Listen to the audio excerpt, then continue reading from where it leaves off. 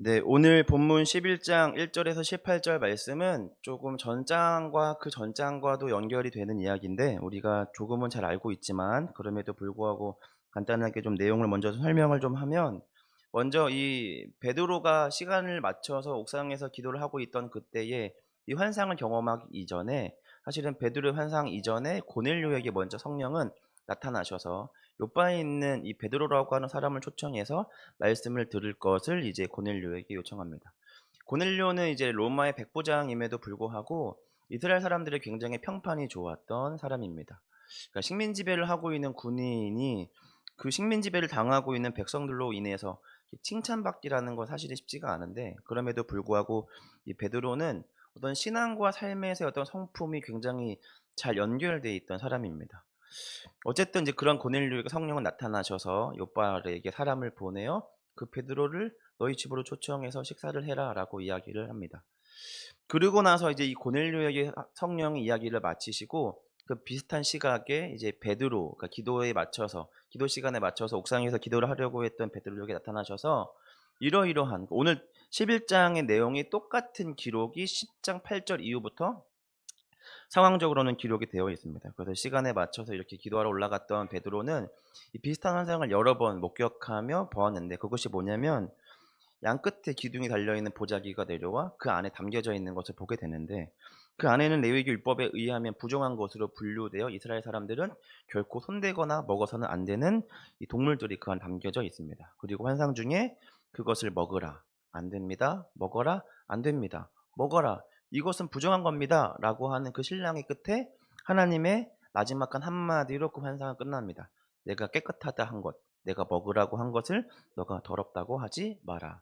라고 하며 환상이 끝나고 베드로는 그때까지도 이 환상이 어떤 의미인지를 정확하게 깨닫지 못합니다.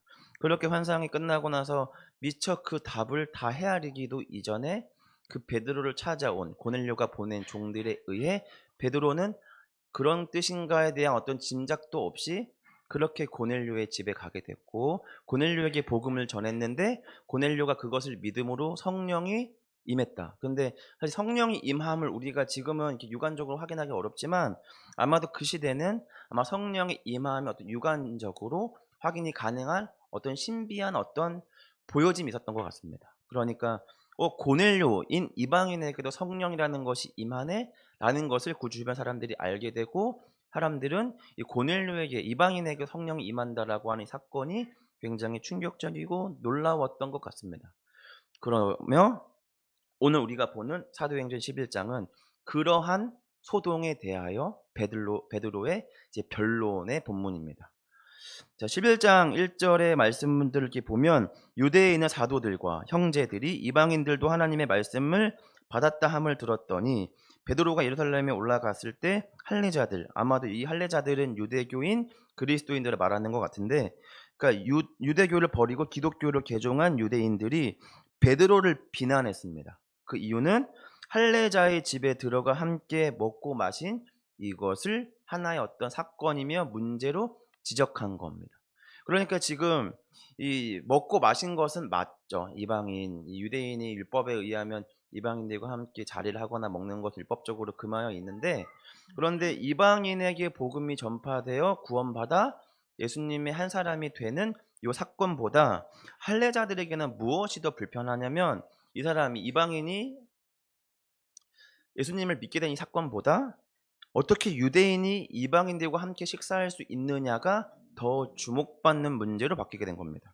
그러니까 오늘 이 설교의 제목이 이제 본질이라는 내용인데 그러니까 진짜 봤어야 하는 그 이방인에게 향하는 하나님의 마음을 보아야 하는데 그런데 사람들은 그 이방인에게도 구원이라는 것이 주어지는 거구나라는 것을 사실은 오래전부터 예수님이 말씀하셨음에도 불구하고 그것을 인지하지 못했는데 그런데 결국 이렇게 성령이 임하시는 사건에도 불구하고 사람들은 이방인이 구원받은 어떤 기쁨보다는 유대인이 이방인들과 함께 어울려 밥 먹고 식사하는 그것을 더 문제 삼았다라고 하는 겁니다. 그러니까 오늘 11장의 본문으로 우리가 좀 생각을 해보면 우리가 문제 삼는 그 문제 삼음의 수준이 한 인간과 신앙적 수준을 가늠해 볼 수 있다라는 거죠. 그러니까 우리가 분노하고 화나고 행복하는 것들이 사실은 우리의 수준이 어떠한가를 볼 수 있게 됩니다. 그런데 사실 이러한 경우는 사도행전에만 있는 것이 아니라 사복음서에도 거의 비슷하게 동일하게 종종 등장했습니다. 마가복음 3장 1 절과 5 절의 말씀을 보면 그 안식일 날 손 마른 사람을 고치신 예수님을 향하여 바리새인들이 예수님을 향하여 비난했고, 마태복음 12장 1 절과 21 절에서도 그 병 고치는 예수님을 향하여 뭐 귀신의 힘으로 고치느니 마느니 하는 조롱과 핍박으로 어떤 가치 있는 일들을 좀 가라앉히는데 최선을 다했습니다. 그러니까 사실은 우리가 관심 있게 보고 또 바라보고 가치 있게 여겨야 하는 것들은 본질임에도 불구하고 우리는 늘 어디에 함몰되어 있냐면 사실 가치 없는 비본질에 늘 함몰되어 있다라고 하는 겁니다. 그러니까 우리가 진정으로 가치 있는 것을 볼 수 있는 시각과 마음들이 없다면 우리는 예수님이 다시 이 땅에 재림하셔도 우리는 예수님을 볼 수가 없습니다.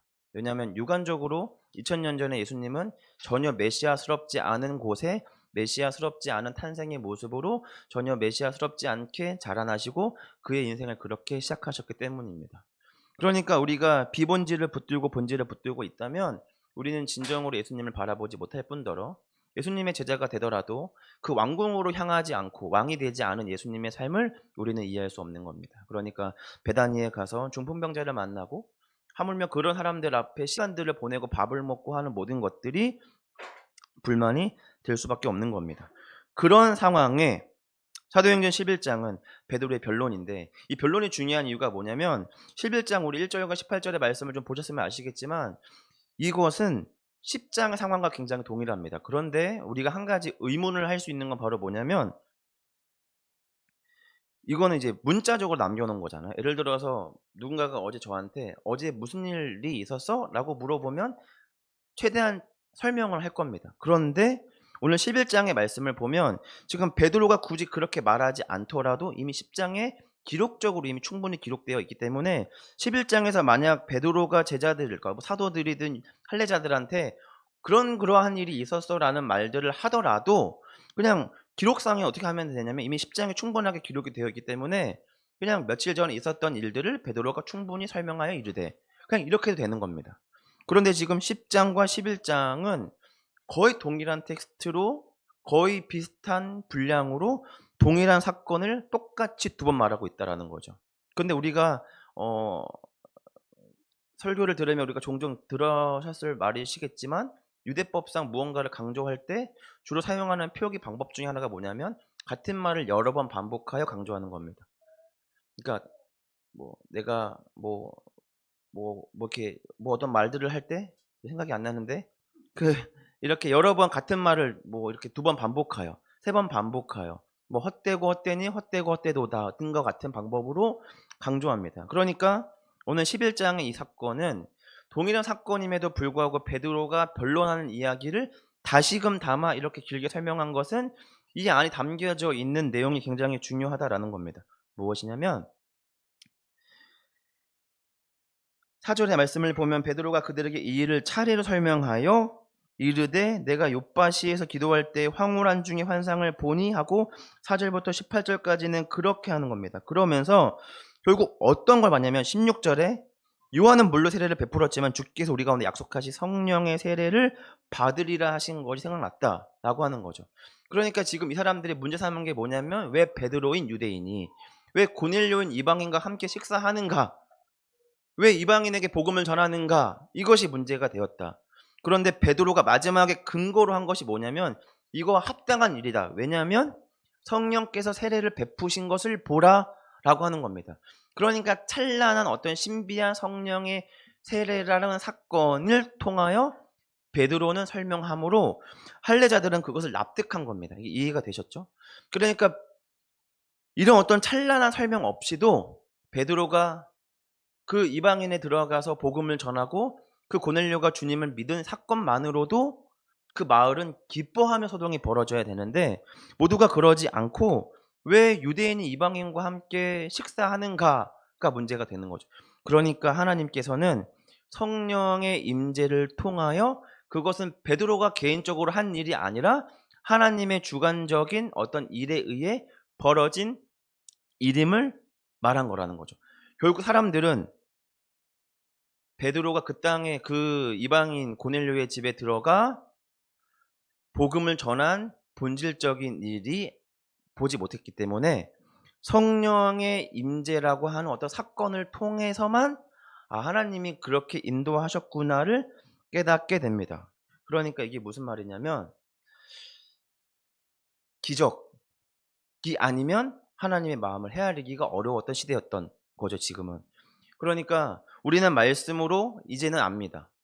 그 생명, 풍성함, 그 유익함, 그 십자가의 가치, 그래서 우리가 이 땅에 마땅히 짊어져야 되는 수치와 모멸이 얼마나 큰 가치임을 우리는 압니다. 그러나 그 시대는 그렇게 설명할 수가 없습니다. 그러니까 그 말씀으로 납득하고 이해할 수 있는 시대가 아니니까 하나님께서는 어떤 현상으로 그들 앞에 하나님을 하나님이심을 증명하냐면 기적을 통하여 증명하시는 오병이어라고 하는 기적적 설교. 나사로가 죽고 부활함으로 예수님의 부활 생명을 선언한다라는 거죠. 그러니까 나사로가 살릴 이유가 없는 거라는 거죠. 그냥 누가 슬퍼해 살리고 아파하니까 병 고쳐 주고는 의미가 없다라는 거죠. 그 안진뱅이가 일어나고 눈먼 자가 보게 되는 이것들이 무엇이냐면 영적으로 눈먼 자들, 영적인 안진뱅이들, 영적으로 죽은 자들을 예수님이 이렇게 예수님 복음으로 살리기 위해 이 땅에 오셨다라는 것을 우리에게 알게 하기 위해 그 시대 때는 이것을 충분하게 이해할 수 있는 지식적 근거가 없으니까 기적과 성령의 역사, 그래서 오순절날 성령의 임하심을 보면 불의 혀, 강한 바람 소리 같은 방언 등을 통하여 구원의 표를 증명했는데 지금은 그럴 필요가 없다라는 겁니다.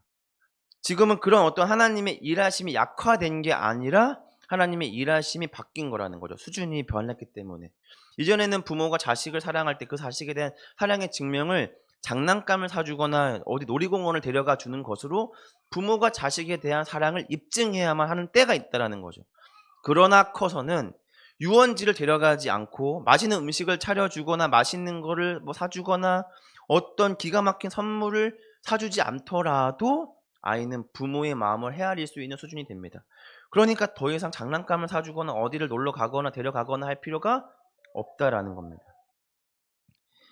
여전히 우리에게는 기적이 존재합니다. 기적이. 그러나 우리는 여전히 이 성경을 통하여 하나님께 우리가 바라는 어떤 기적적 변화와 어떤 꿈을 바라며 어떤 기적을 통하여 그것이 무언가 강력하게 변화되기를 바랍니다. 그러나 하나님의 기적은 조금 더 약화되지 않았고 여전히 우리 가운데 말씀을 통하여 예수님의 그 생명과 부활과 영생을 우리 가운데 말씀하고 계시다라고 하는 겁니다. 그러니까 오늘 말씀을 듣는 저와 여러분도 우리가 무엇을 내가 지금 보고 있는가? 우리는 마땅히 압니다. 본질을 바라봐야 하는 것을 우리는 마땅히 아나 우리는 여전히 많은 순간 비본질에 함몰되기 마련입니다. 그래서 하나님은 우리 예배 공동체를 통하여 우리가 본질을 집중할 수 있도록 우리를 깨워 우리를 인도하십니다. 로마서 12장 1절의 말씀을 보면 사도 바울은 그러므로 형제들아 내가 하나님의 모든 자비하심으로 너희를 권하노니 너희 몸을 하나님이 기뻐하시는 거룩한 산 제물로 드리라. 이는 너희가 드릴 영적 예배니라 라고 하는 말씀을 선포하셨습니다. 유대인들은 성전과 제사와 제물이 없이 하나님을 예배할 수 없다라고 생각을 했습니다.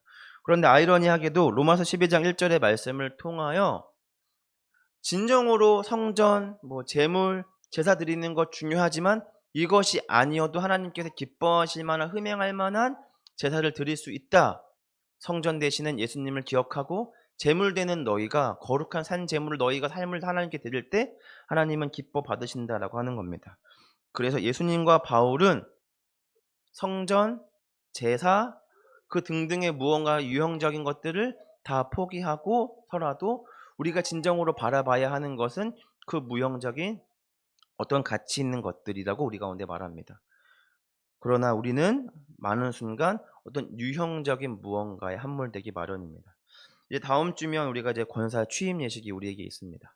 어떤 행사적인 어떤 부분으로만 보면 비본질인 다양한 많은 것들로 채워지는 것처럼 보이나 아까 전에 우리 기도할 때 전사님께서 기도해 주신 것처럼 단순히 권사 취임 예식은 한 명의 직분자를 세우는 것이 아니라 교회 안에 한 영혼이 책임을 맡은 한 성도로 온전하게 세워짐을 기뻐하며 기도하는 자리가 되는 것입니다.